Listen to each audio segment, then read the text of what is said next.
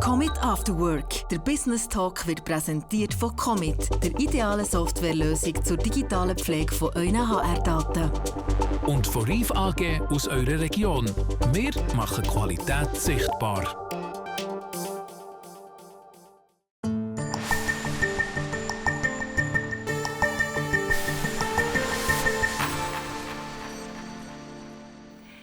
Elle cumule 1 800 000 followers sur TikTok et Instagram. L'influenceuse Diana Meng Yen est une star des réseaux sociaux, une star internationale. Mais c'est à Bienne qu'elle a élu domicile par amour. J'ai le plaisir de l'accueillir. Bienvenue. Bonjour, merci. Je vous voyais tout à l'heure, vous vous êtes prise en photo, même ici dans ce studio. Ça veut dire que même une bonne vieille télévision, pour une star des réseaux sociaux, ça compte encore. Ça vous impressionne, hein? Bien sûr, oui. Et c'est aussi la première fois. Du coup, je suis excitée. Ouais. Bah, très bien. En tout cas, on est très heureux de vous recevoir. Mes derniers invités, c'était des chefs d'entreprise dans le secteur plutôt de la microtechnique. Et puis aujourd'hui, on va se donner faim en parlant de cuisine chinoise, mais on va aussi parler d'outfit, de tenue vestimentaire et aussi de routine beauté. C'est ça votre core business, c'est ça le contenu de vos vidéos? Exactement, oui.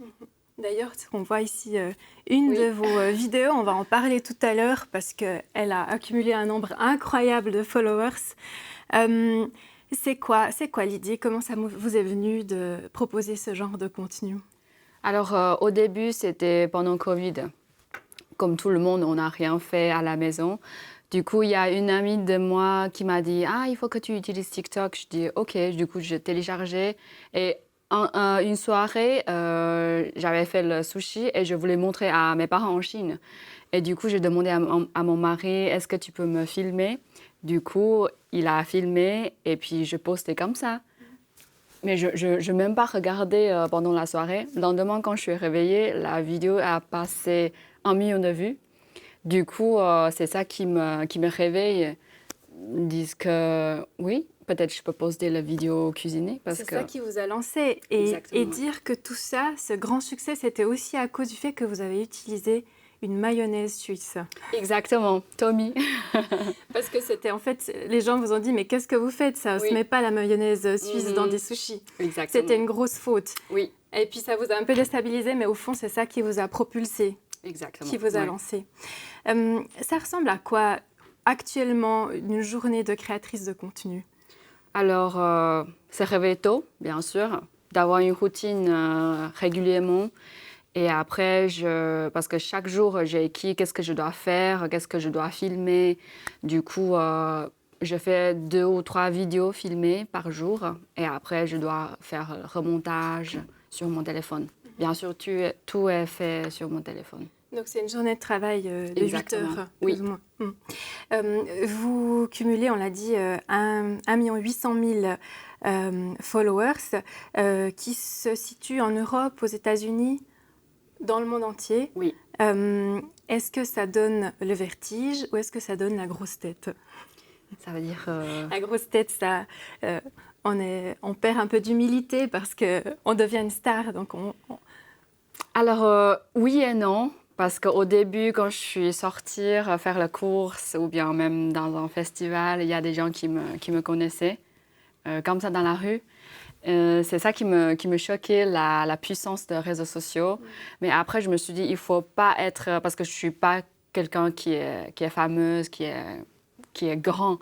Je suis juste une personne normale. Et puis, il faut toujours rester...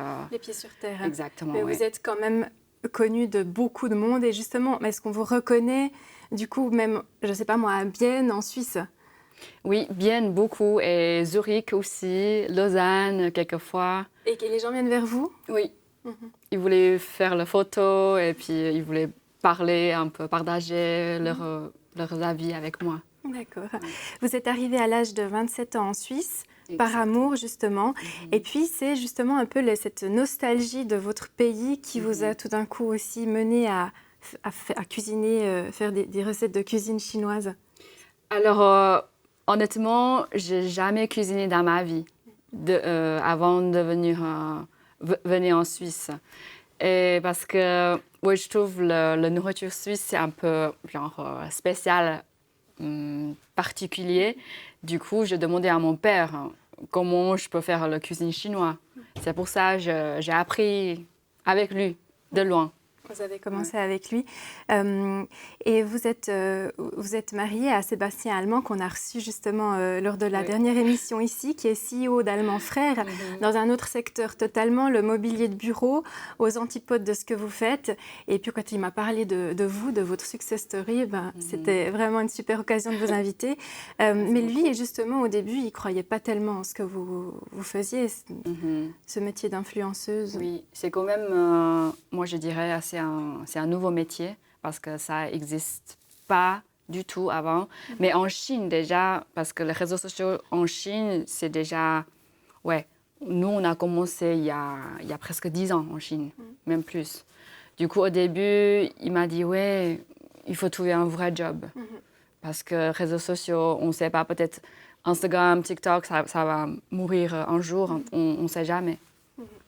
Donc voilà, puis après, quand il a vu que vous commenciez à faire de l'argent, ça a changé son avis. Exactement, oui. Vous êtes née à Hangzhou, près de Shanghai, en 1991. Quel genre de petite fille vous étiez? Alors, je me suis dit toujours, je n'ai pas vraiment de l'enfance, comme tous les enfants, parce que tous les enfants qui peuvent jouer avec leurs amis. Et moi, c'est plutôt, j'ai beaucoup de devoirs. Je dois jouer le piano, surtout, beaucoup. Je dois faire le dessin aussi. Du coup, je n'ai pas vraiment le temps pour jouer avec les autres enfants. C'était une enfance de discipline, avec des parents assez stricts. Exactement. Et justement, vous aviez envie de jouer du piano et là, vous avez dû passer une sorte de contrat avec vos parents, vous me disiez. Exactement, oui. Parce qu'à l'époque, acheter un piano pour une famille normale, ça coûte... fortune, très cher. Du coup, ma mère m'a dit il faut que tu signes un contrat avec eux. Il faut jouer le piano au moins 30 minutes par jour. Ouais. D'accord. Donc vous étiez obligée de faire ça en plus des devoirs de l'école. C'est pour ça que vous dites que vous n'avez pas vraiment eu d'enfance, en tout cas légère à ce niveau-là. Votre papa était dessinateur de dessins animés. Il vous a aussi appris à dessiner. Comment c'est de grandir dans une énorme ville comme Hangzhou qui compte aujourd'hui 13 millions d'habitants? Alors, pour moi, tout est très ouvert parce que Hangzhou, c'est juste une ville très grande. Et puis à côté, il y a des choses très modernes comme Shanghai. Et puis le grand bâtiment. À côté, on a encore gardé beaucoup de nature. Du coup, il y a beaucoup de jardins, il y a beaucoup d'arbres.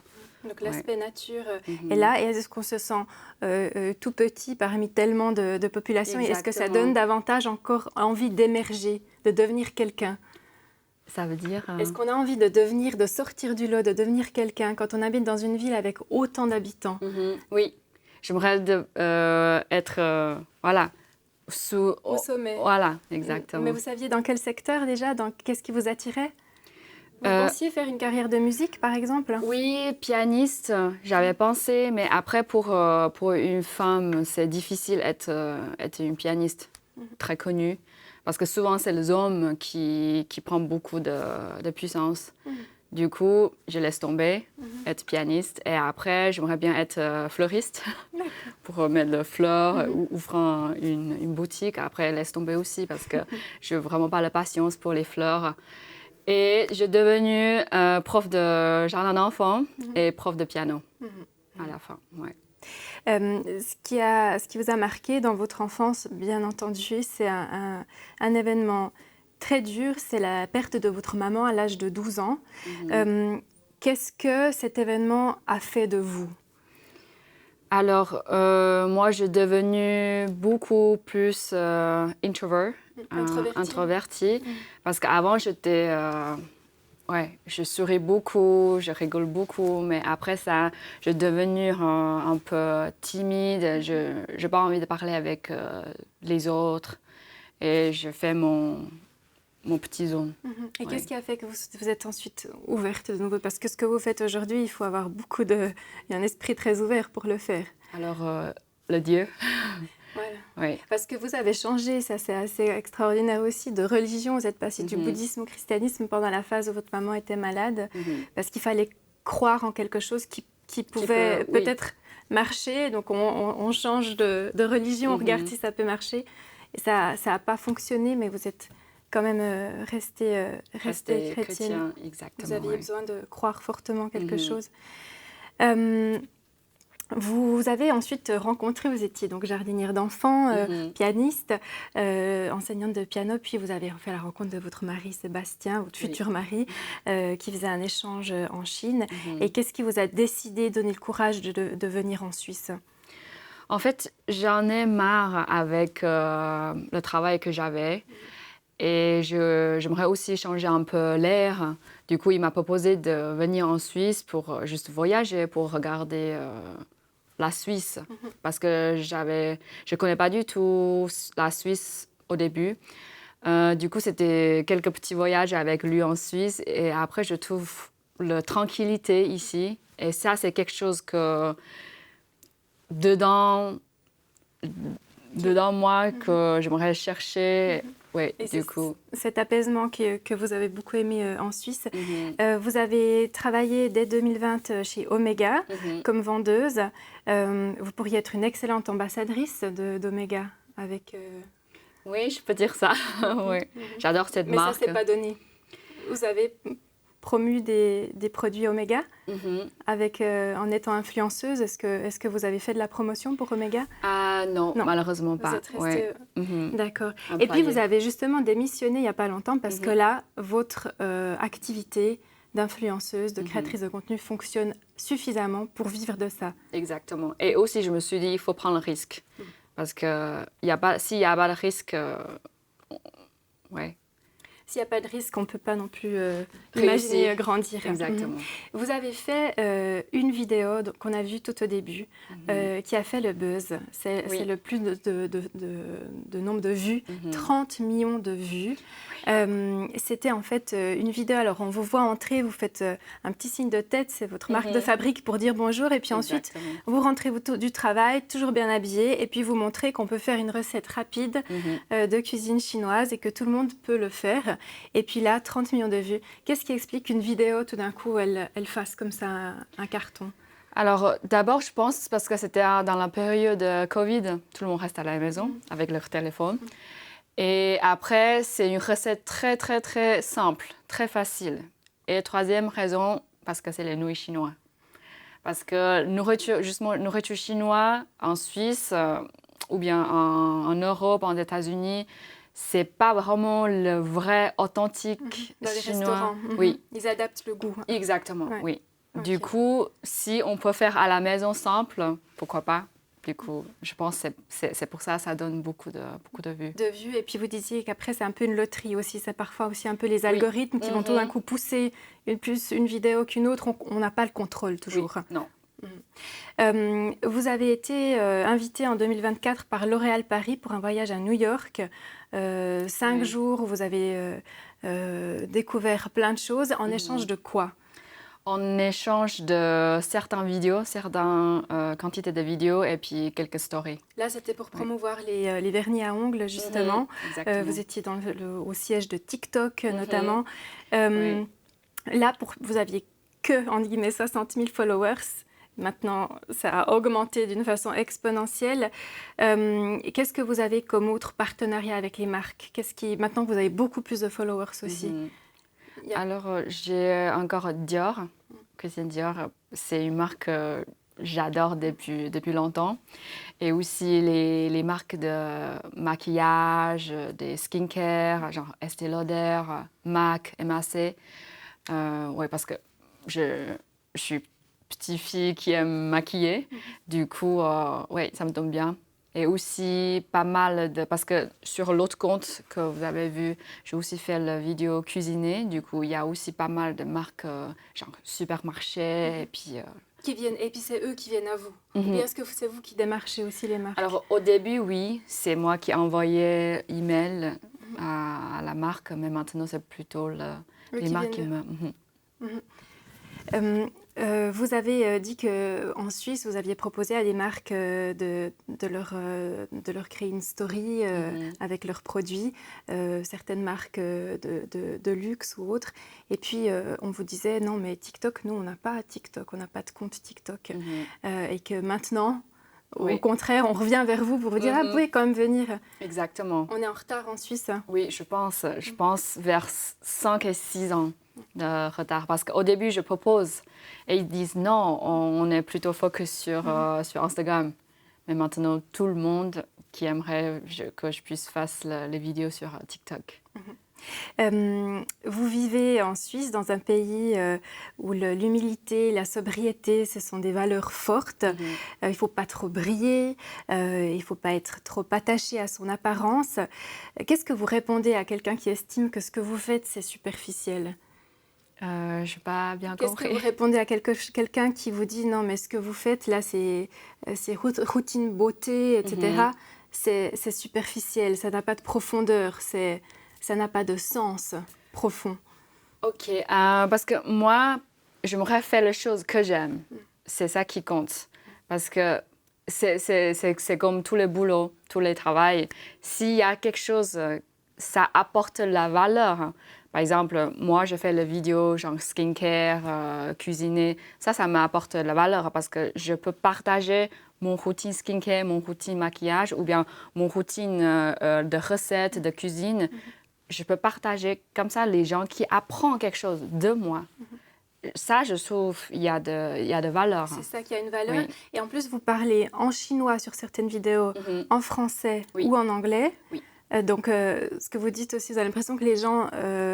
qui peuvent apprendre peuvent aussi, chinois. Ça les intéresse, ce qui revient aussi dans les commentaires. Vous êtes influenceuse, on dit aujourd'hui, on m'a dit plutôt créatrice de contenu, mais il y a l'idée quand même de l'influence. Donc finalement, vous parlez aussi dans vos vidéos, vous racontez différentes choses quand vous faites vos routines beauté. Est-ce que vous avez un code éthique? Est-ce que ça peut vous arriver de parler de politique ou pas du tout? Qu'est-ce qui... Alors, j'essaie d'éviter parler de politique parce que je ne suis pas dans ce domaine. Du coup, peut-être je peux dire les bêtises et puis je peux vexer quelqu'un. Du coup, je préfère pas toucher politique. Je reste dans mon petit coin. Dans votre secteur que vous maîtrisez, que vous connaissez.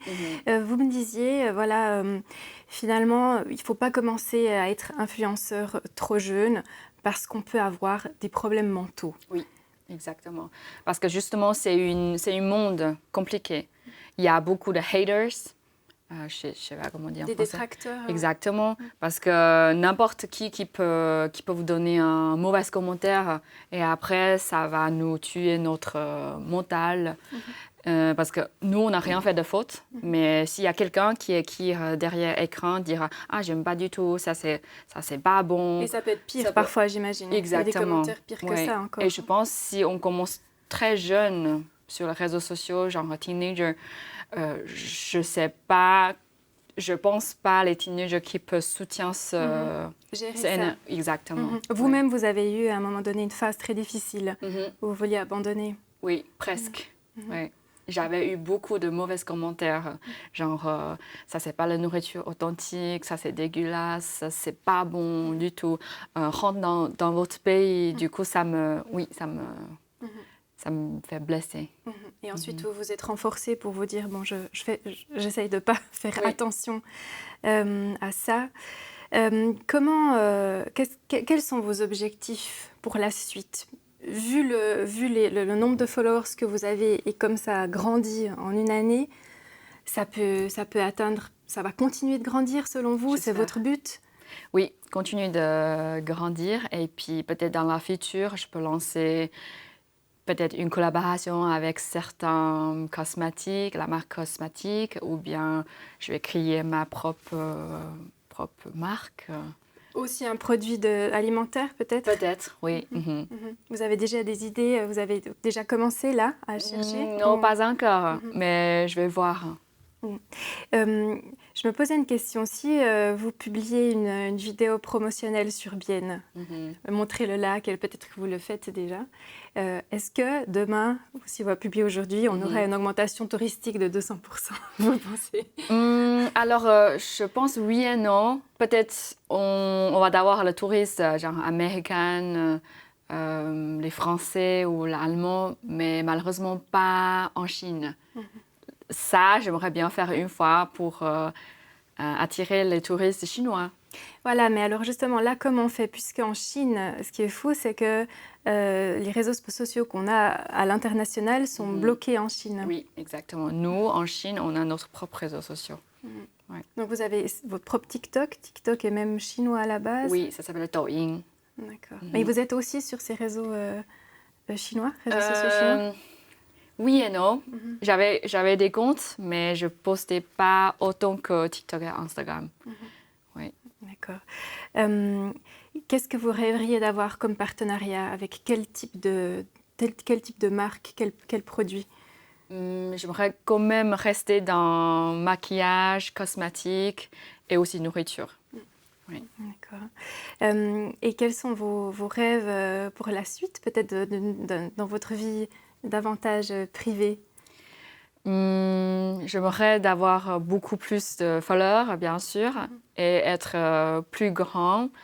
Et aussi, j'aimerais voyager avec des marques, genre Brand Trips. Ça, c'est quelque chose que, oui, j'aimerais... Et dans votre vie privée, vous voyagez beaucoup aussi avec votre époux et avec des amis. Et ça, c'est aussi votre métier qui vous le permet de faire ces voyages? Exactement. Parce que souvent, il y a de l'hôtel ou bien le restaurant dans mon entier qui m'a invité pour tester leur chambre et puis échanger. Je dois faire quelques contenus pour eux. Et puis aussi restaurant, la même chose. Est-ce que vous avez peur que tout puisse s'écrouler? Est-ce que ça peut arriver? Oui, j'avais pensé ça avant. Mais après, je me suis dit, au pire, je peux chercher un vrai job encore. Oui. Mais je pense pas. Ouais, j'espère pas. En tout cas, on vous souhaite beaucoup de succès, de continuer sur cette lancée-là. Et puis, tout de bon. Et merci d'être venu dans cette émission. Merci à vous. Quant à vous, chers téléspectateurs, chères téléspectatrices, merci beaucoup de nous avoir suivis. On se retrouve bientôt pour une prochaine émission d'After Work Business Talk.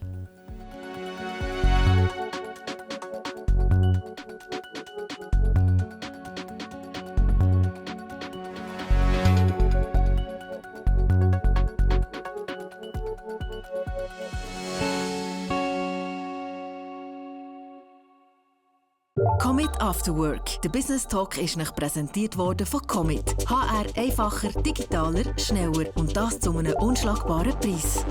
Und von Reif AG aus eurer Region. Wir machen Qualität sichtbar.